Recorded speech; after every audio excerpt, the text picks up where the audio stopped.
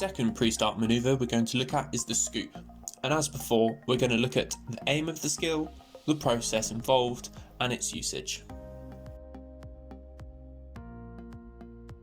To fully understand the overall aim of a scoop, we must have an appreciation for the concept of drift rate.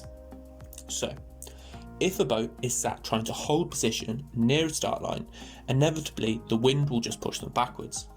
To counteract this, the sailor must power forward slightly on a close-hauled course back towards the line. They will then stop the boat and continue to try and hold position. However, the process will just repeat itself. This action causes the boat to travel down towards the port end of the line. At the speed at which this happens is called the drift rate. There are a number of factors that increase and decrease this rate of drift towards the port end of the line. They include external environmental factors such as wind, sea state and tide.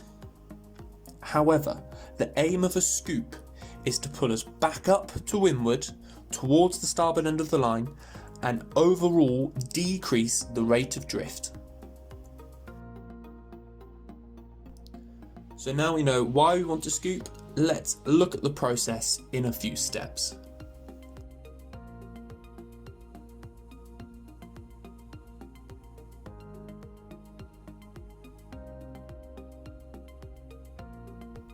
We start holding position on a close-hauled course with our sail out. We generate some speed in a similar way to a trigger pull by bearing away slightly and sheeting in.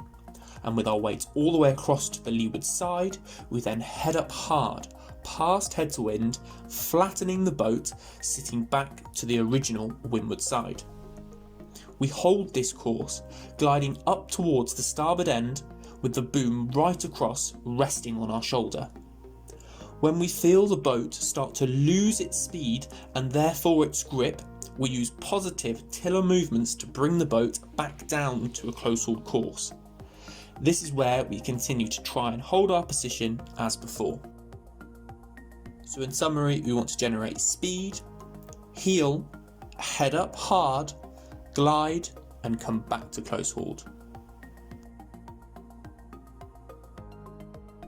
I do have to highlight the aggressive tiller movements in the exit of this manoeuvre.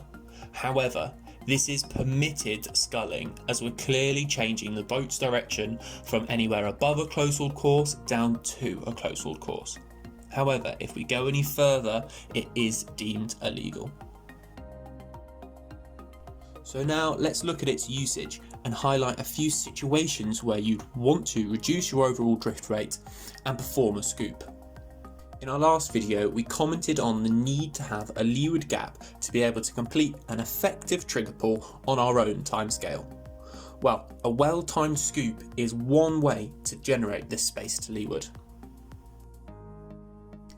As seen here by 6446, a scoop within the last 30 seconds on a busy line will decrease your drift rate compared to the boats around you, not only offering you space to leeward, but reducing the boat to windward's gap down to you.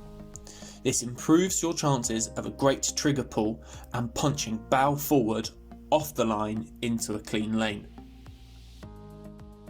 Another important use of a scoop is if we're concerned about our drift rate compared to static features such as the pin end. By completing a few scoops, we can ensure that we don't get caught out by getting too close to the starboard ley line of the pin end.